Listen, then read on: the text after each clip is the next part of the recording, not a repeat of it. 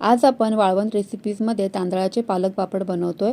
हे पापड अतिशय खुसखुशीत बनवून तयार होतात, शिवाय आपल्याला पिठाची खिशी वगैरे घेण्याची काहीच आवश्यकता नाहीये। अगदी सोप्या पद्धतीने आज हे आपण पापड बनवतोय। त्यासाठी इथे मी अर्धा किलो तांदळाचे पीठ घेतलेले आहे। 10 ग्रॅम पापड खार घ्यायचा, 20 ग्रॅम मीठ घ्यायचं आहे।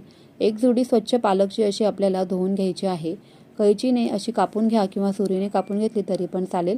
पाण्यामध्ये आपल्याला पापडखार आणि मीठ मिक्स करून घ्यायचे, म्हणजे ते व्यवस्थित मिक्स देखील होतं। जिरे घालायचे आहे 2 चमचे। जेवढं पीठ तेवढंच पाणी इथे घेतलेलं आहे। आता हे असं पीठ आपल्याला तयार करून घ्यायचं आहे आणि त्यानंतर कुकरच्या डब्याला थोडंसं तेलाने ग्रेसिंग करून घ्यायचं आहे आणि त्यामध्ये आपल्याला तयार करून घेतलेलं सर्वच पीठ घालून घ्यायचं आहे। मध्यम गॅसच्या फ्लेमवरती आपल्याला जवळजवळ 12 शिट्ट्या काढून घ्यायच्या आहेत।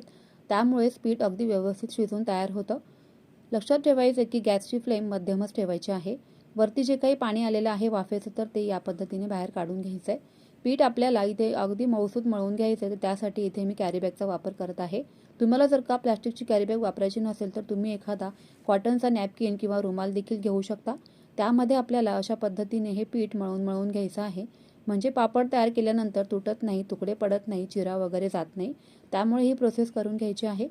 सुरुवातीला फक्त पहिला पापड तयार करून घेताना कागदाला तेल लावायचं आहे, नंतर तेलाचा वापर करायचा नाही, नाहीतर मग वर्षभर या पापडांना तेलाचा खवट वास येऊ लागतो। असं करायचं नाही।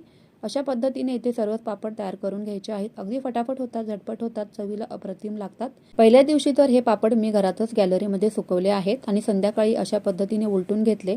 पुढचे 2 दिवस कडकडीत ऊन या पापडांना देऊन घ्यायचं आहे। त्यानंतर तळून सुद्धा बघूयात, अगदी दुप्पट असे हे पापड फुललेले आहेत। रेसिपी आवडली असेल तर लाईक, शेअर अँड सबस्क्राईब।